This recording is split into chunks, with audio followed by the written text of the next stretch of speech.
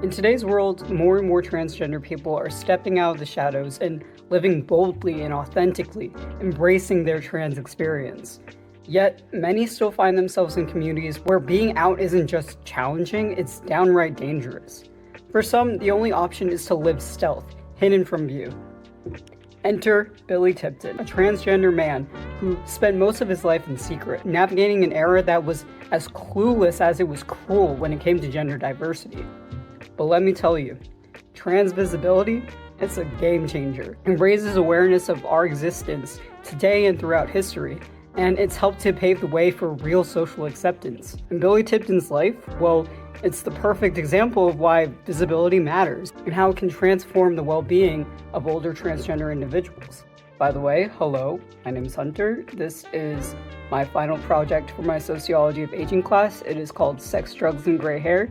We're gonna hope that I get a good grade.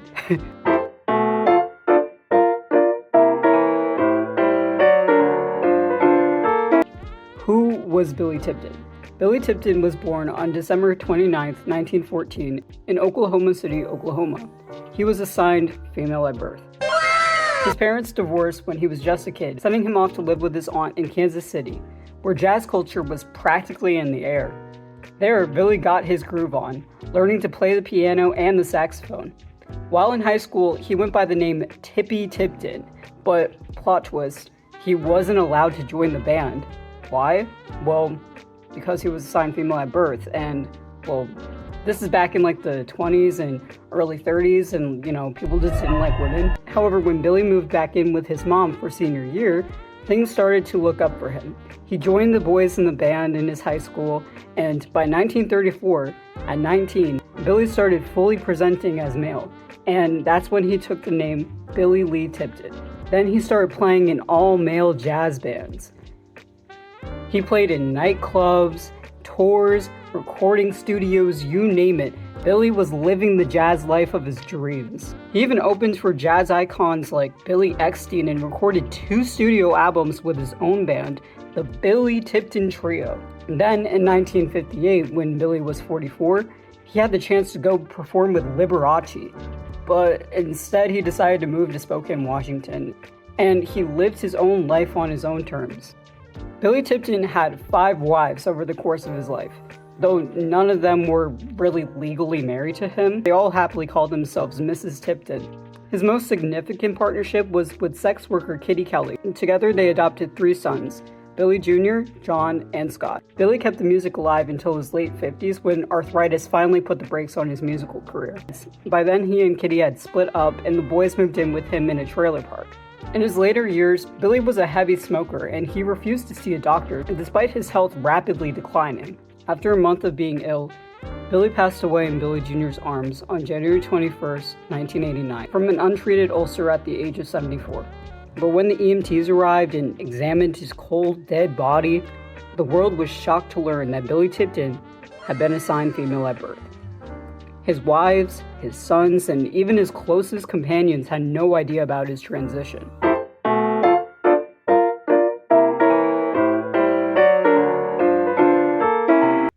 Now, the real question surrounding Billy Tipton's life is less of who was Billy Tipton and more of what was Billy Tipton. Was Billy just playing a role dressing up as a man to get gigs, or was he truly a transgender man? From what I can gather, Billy Tipton wasn't just some sort of act. He lived and was Billy Tipton for 55 years. Kitty and Billy Jr. never hesitated to call him a husband, a father, a he, him, whenever they were interviewed about him.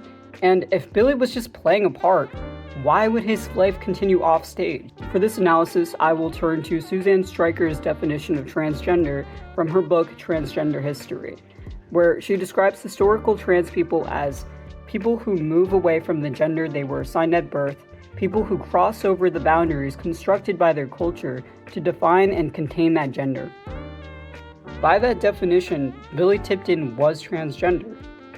But here's the kicker.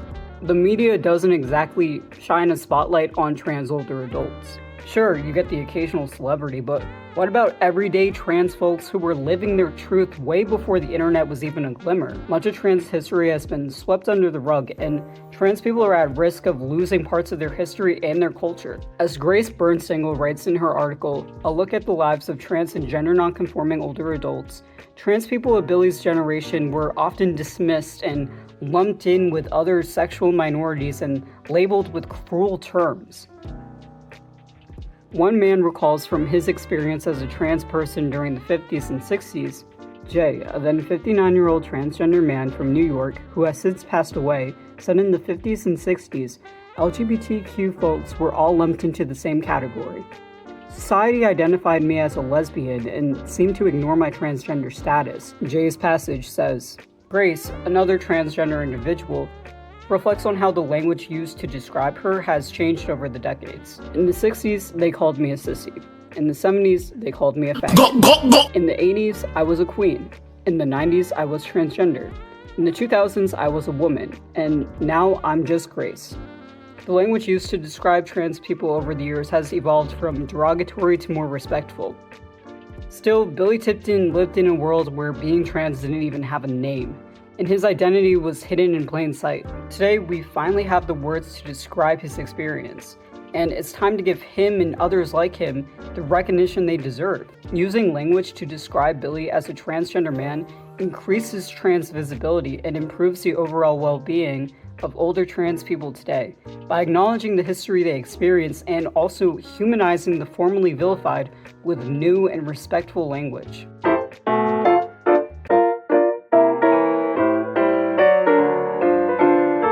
However, Billy Tipton's life isn't just about being transgender. It's about being an older man. It's about the choices that older adults make when it comes to their health, and the way that Billy chose joy over suffering in his later years. As Corey Abramson discusses in his book, The Endgame, older individuals often choose to maximize enjoyment in their final years, opting for pleasure over pain, even if it means ignoring medical advice. The guiding notion was that to focus on preventing inevitable problems, such as death or institutionalization, rather than taking advantage of opportunities to enjoy oneself, was both undesirable and irresponsible. This philosophy would account for why Billy would continue to smoke even though he was experiencing health problems.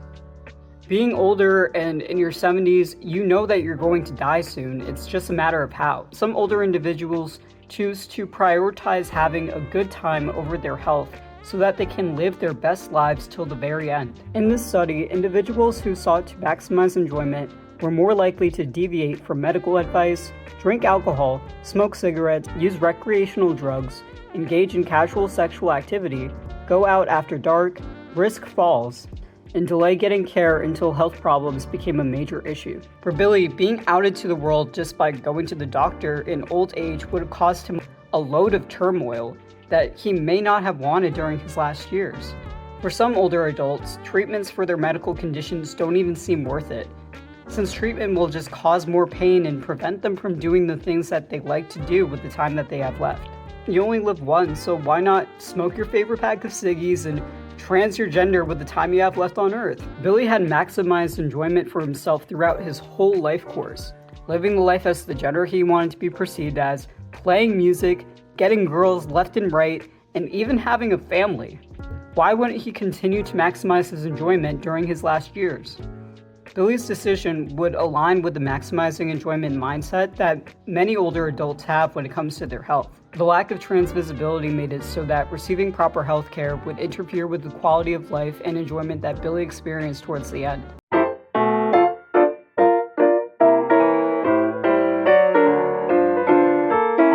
By acknowledging Billy Tipton as a transgender man, we can see how his story highlights the stigma that transgender people experienced back in the 20th century, along with the difficulties that they experience in the healthcare system to this day.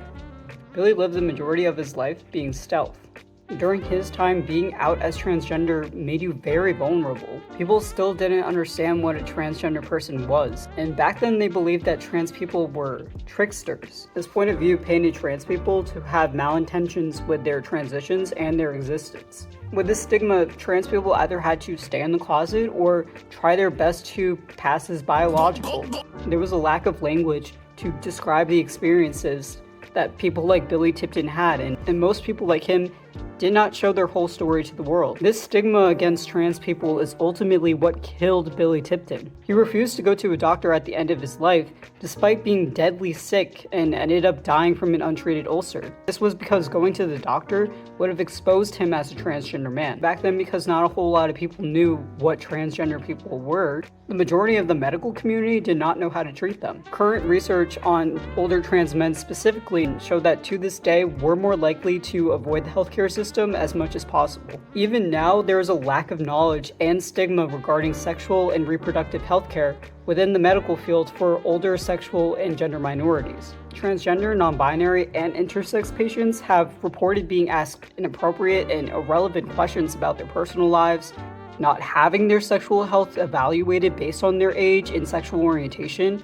unethical disclosures of HIV status, and in some cases, doctors not even understanding terminology for intersex people. While some doctors to this day still don't understand trans, non-binary, and intersex bodies, the majority of doctors did not understand their bodies back in Billy Tipton's time. Not only would going to the doctor have outed Billy, but it also would have been difficult for Billy to receive proper treatment. Being a trans older adult who was terribly sick and losing his abilities to perform his activities of daily living, going to a doctor would have made Billy very vulnerable to malpractice. Trans visibility increases awareness and acceptance of trans people so that we don't have to feel like we need to hide for our entire lives. It also helps to increase education geared towards the experiences of gender minorities and their bodies so that they can receive proper and respectful treatment within medical settings.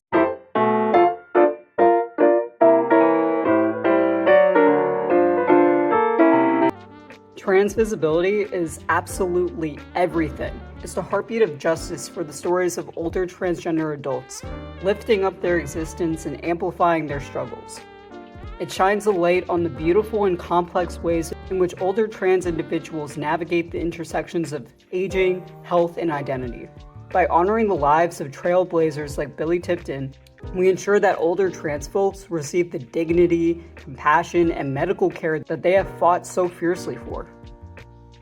This movement for visibility isn't just a reflection of the past or a fight for the present, it's a bold declaration that older trans people deserve to age with the recognition, respect, and joy that should have been theirs all along. We all have a part to play in creating a future where trans individuals can grow old openly, without fear, and with the care that they have always deserved.